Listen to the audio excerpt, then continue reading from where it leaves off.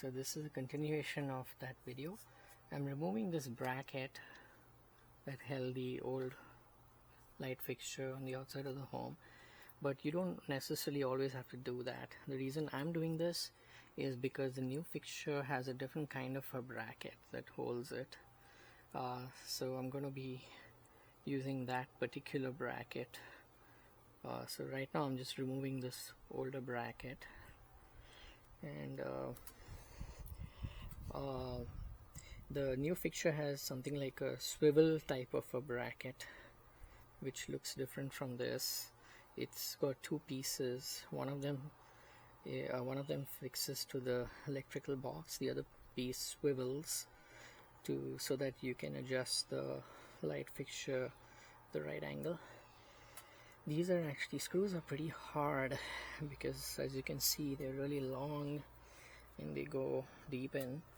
So I would always recommend using a hand tool like a screwdriver. This is a Phillips head screwdriver, not using a power tool because you can easily strip the head of the screw with a power tool. So it's best to just use a screwdriver. It takes some time, but it's worth it. And so there you go. This gets the first screw out, and I'm continuing with the second screw. Yeah, it cracks open. This is like 16-17 years old. So yeah, as you can see, it's coming out, this bracket, and you have the bare wires accessible. So I would suggest you first wire the new light fixture and then install the bracket, or you could also install the bracket first, because these wire nuts have to be pushed back behind the brackets. So either way is fine, but I would suggest do whatever is convenient. And so this is coming out. This takes quite a while and takes quite a bit of effort because the screw is really hard and it's long, so it takes many anti-clockwise rotations to remove this.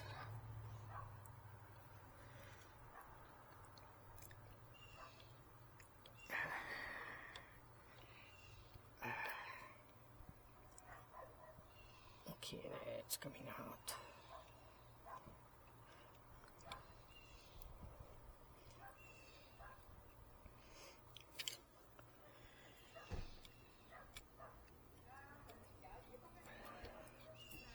Yeah, it's almost out. I can feel the tension getting less and less for the screw.